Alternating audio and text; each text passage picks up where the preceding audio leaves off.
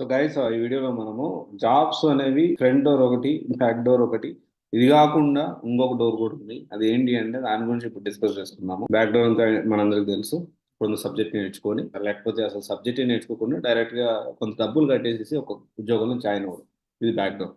Front door అంటే completely genuine గా మొత్తం సబ్జెక్ట్ నేర్చుకొని ఎవరి సహాయం లేకుండా సొంతంగా వాళ్ళు కష్టపడి చదివి మంచి సబ్జెక్ట్ ఉండి కంపెనీ వాళ్ళకి నచ్చితే ఇంటర్వ్యూ క్రాక్ చేయగలిగితే అప్పుడు ఫ్రంట్ డోర్ జెన్యున్ గా మీకు జాబ్ అనేది వస్తుంది.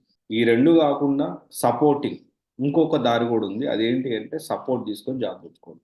ఎవరు సపోర్ట్ తీసుకోవాలి? ఇక్కడ సపోర్ట్స్ అనేవి చాలా రకాలు ఉంటాయి. జాబ్ కోచింగ్ అనేది తీసుకొని ట్రైనింగ్ తీసుకొని ఎంత ట్రై చేసినా కానీ మనకు ఆప్షన్ లేదు.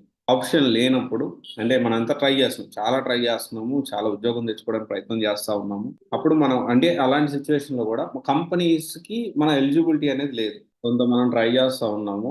సో ట్రై చేసినప్పుడు సపోర్టింగ్ ఏదో రెఫరెన్స్ ద్వారా కానివ్వండి, అండ్ ఇంకా వచ్చేసి హెచ్ఎల్ ఫస్ట్ కెరియర్స్ అని ఉంటుంది. అంటే కొంత డబ్బులు కట్టాలి. డబ్బులు కట్టలేకపోతే మనకి ఇచ్చే శాలరీ నుంచి డిడక్ట్ చేస్తారు. అండ్ ఇదొక ప్రాసెస్. ఇది కూడా సబ్జెక్ట్ నేర్చుకోవాలి. అండ్ మనకు ఆప్షన్ లేదు, ఎందుకంటే మనకు డిఫరెంట్ కంపెనీస్ ఎలిజిబిలిటీ లేదు. మన కెరియర్ ఎలాగైనా స్టార్ట్ చేయాలి.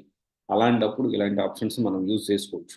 అండ్ ఇంకోటి ఏంటి అంటే చాలా మంది ఎలా ఆలోచిస్తున్నారంటే నాకు వారం రోజుల్లో జాబ్ కావాలి, నాకు 10 రోజుల్లో జాబ్ కావాలి, ఇలా ఆలోచిస్తూ ఉన్నారు. ఓకే, 10 రోజుల్లో 15 రోజుల్లో జాబ్ తెచ్చుకోవచ్చు.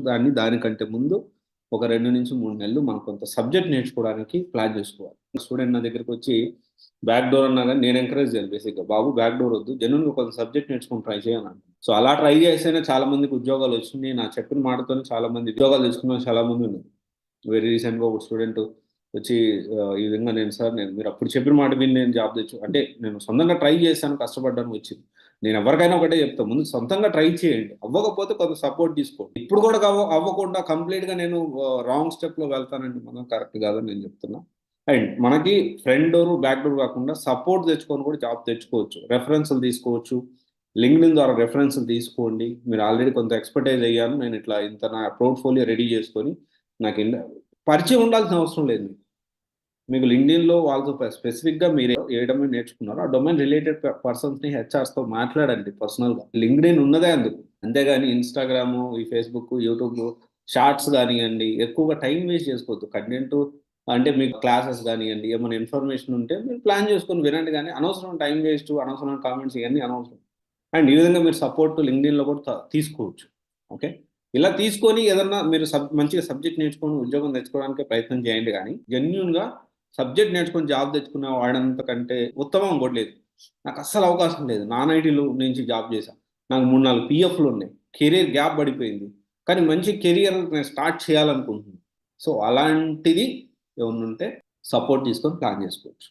ఓకే, ఇది నేను త్వరలో అప్డేట్ చేస్తాను. ఇది ఒకసారి ప్లాన్ చేసుకోండి దీని గురించి అయితే.